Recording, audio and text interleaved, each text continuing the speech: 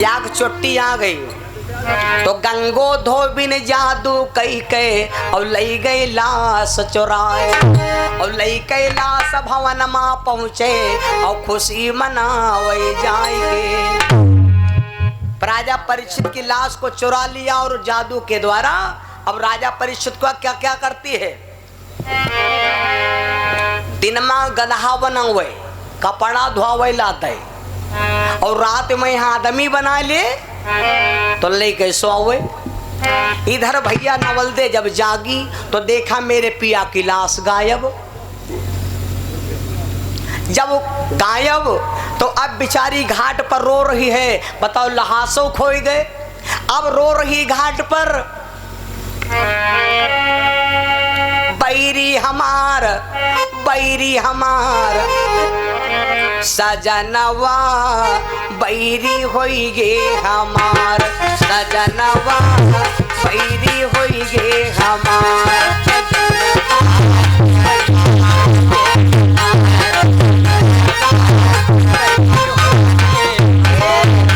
नवलदे रो रही है, आरी बैरी होई गे हमार, आरी दुश्मन होई गे हमार, कलमवा बैरी होई गे हमार, सजनवा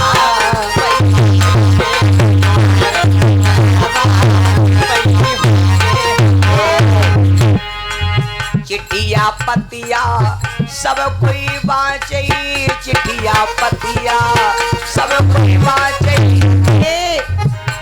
करमवा कोई न बाँचे हमार, करमवा कोई न बाँचे हमार।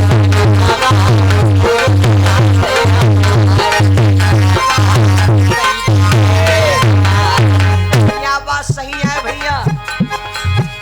अरे बनी बनी के सब साथी हैं, बनी बनी के सब साथी, बनी बनी के सब साथी हैं, बनी बनी के सब साथी। बिगड़े मायार कोई न झाके दुआर, बिगड़े माँ भैया कोई न झाके दुआर।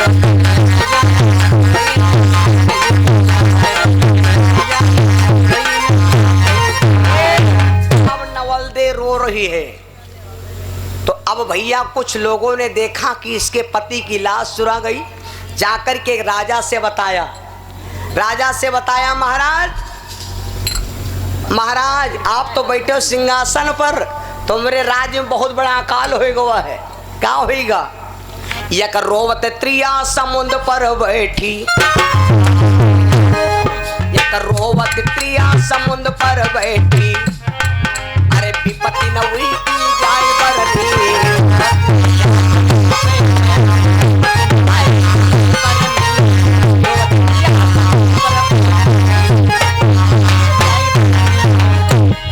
एक रोवत त्रिया समुद्र पर बैठी, अरे विपत्ति न हुई की जाए बरनी, अरे उसके पति की लाश चुराई कोई, उसके पति की लाश चुराए कोई लई आई जादूगरनी,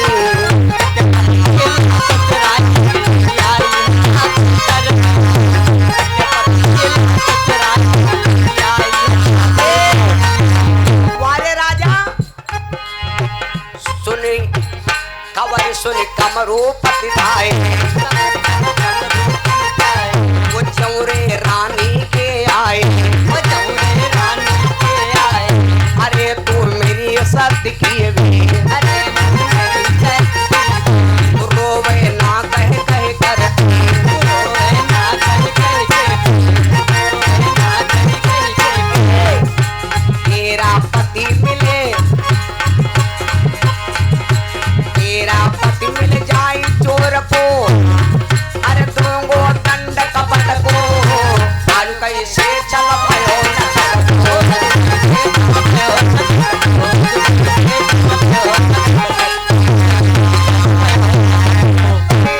राजा कमरू आए दौड़ के नवलदे के पास और कहा बिटिया काहे रो रही हो।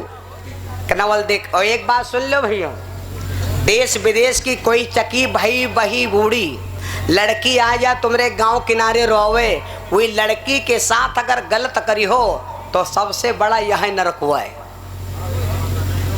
राजा कमरू ने कहा तो कहने लगी महाराज मेरे पति की लाश कोई चुरा ले गया है और पता नहीं कोई ले चला गया।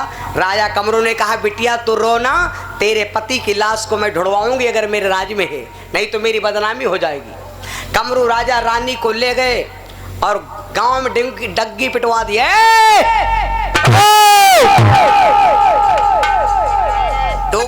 ड्योढ़ी पिटवाए दई नगर में, जाओ जी के जय गैया हरा भैंसी हो लड़का बच्चा हो, पूरा गांव हमारे पास इकट्ठा हो, ड्योढ़ी पिटवाए दई नगर में। और राजा का आदेश भैया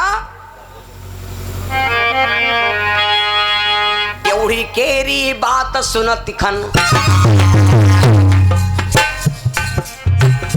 राजा कमरू ने कहा कि जय जी के जानवर में तुरंत पेश हो, रैयत मर्द पशु और पक्षी, अरे कमरू ने बुलवाए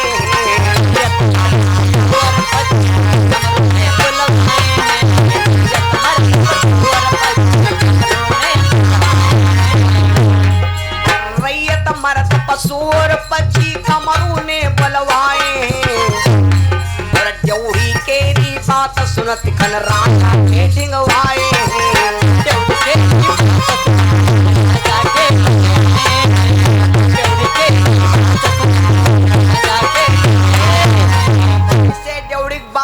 सब भैया आएंगे लेकिन जो चोर रहा है वो नहीं हवा।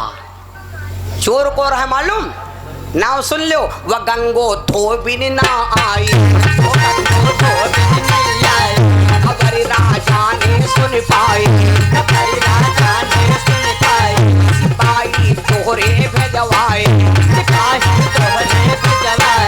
पकड़ी कटहा समेत बुलाए, दो धोबिन जब खंभमा अब तन पर कोड़ा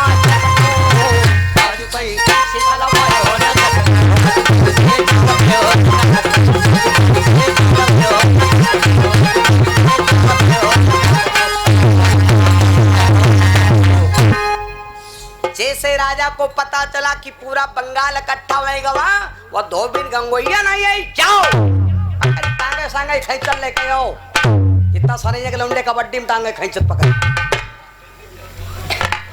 कहे तो भैया हुई के गदहा बांधा रहा, गदहा हुई का पकड़ रहे, खम बम बांधी 4 घंटा लगाओ। तब वो कहा क्यों नहीं आई, इसके पति की लाश क्या हुई? तब वह रोवेला कहला बकसौ भूप खता भय भारी, हम का छुआड़ो तो बहन देखो कुछ करे।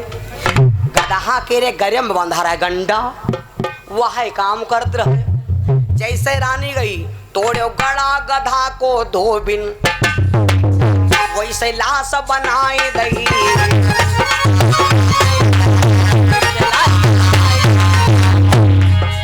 तोड़ो गड़ा गधा को धोबिन वैसे लाश बनाई दई। अरे बोलो भूख मिलो पति तेरो, बोलो भूख मिलो पति तेरो, रोवे मत समझाई दई।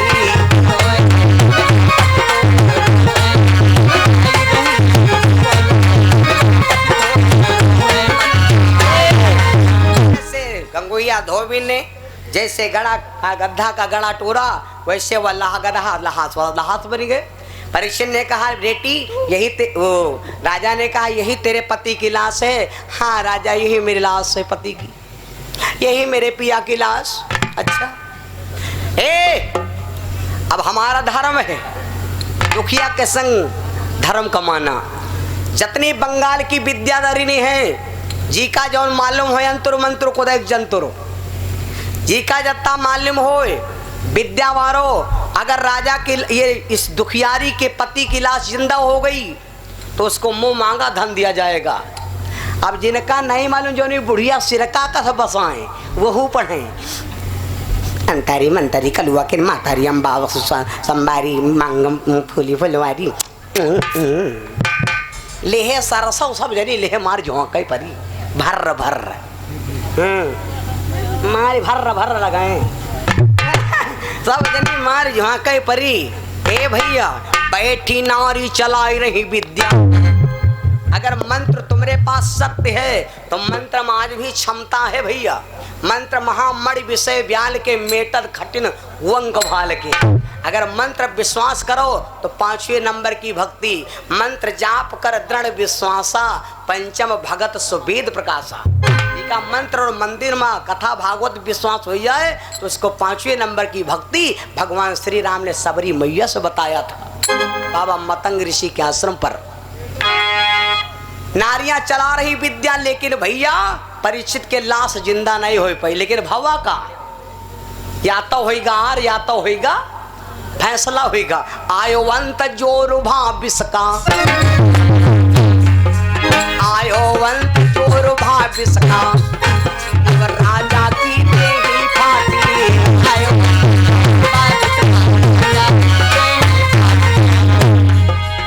आयो अंत जोर भाविसको, राजा की देही फाटी।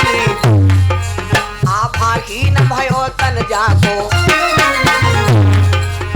आभाहीन भयो तन जाको, परी रही धूनी परमाती।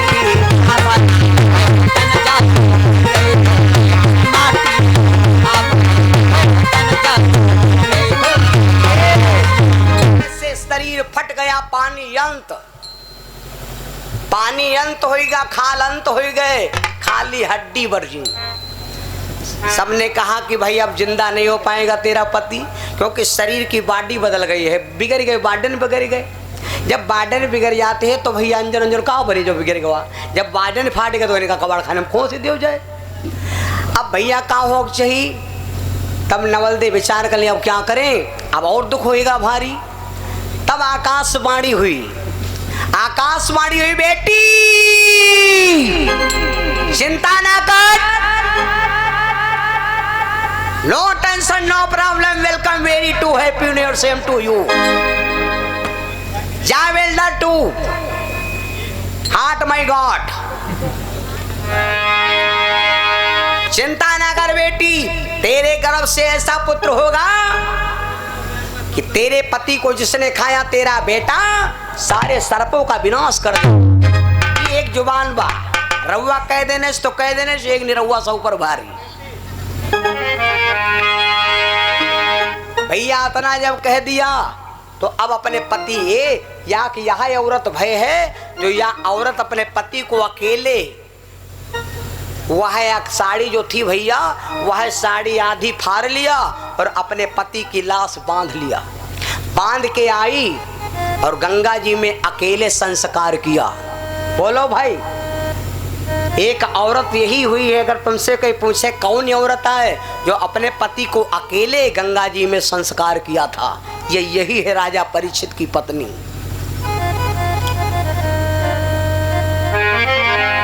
काज क्रिया करनागिनी, हाथी से भई निराश, आई अपने नगर में करी गर्वों की आस। लौटी आई बेचारी, लौटी आई और हस्तिनापुर में रहने लगी। नैहर ना गई भैया, नैहर नगर छुट जाई हो जब सैया मंगे गवनवा। भैया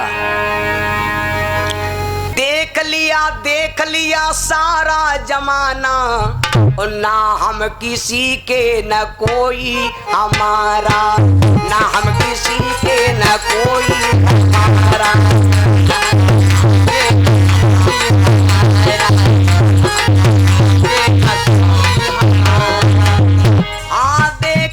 देख लिया सारा जमाना, ना हम किसी के न कोई हमारा, ना हम किसी के न कोई। मतलब देखो भैया, आज संत के पास बैठने से कितना ज्ञान। आकाशवाणी हुई, बेटी चिंता ना कर, तेरे पति तेरे गर्भ से बहुत पहलवान पुत्र होगा। काज क्रिया करनागिनी, हतिशो भई निराश आई अपने नगर में करी गर्भ किया पूर्ण होई गे मास पुत्र जन्म्यो कुल वेद उसी नक्षत्र धर्यो नाम निकसा जन्मे।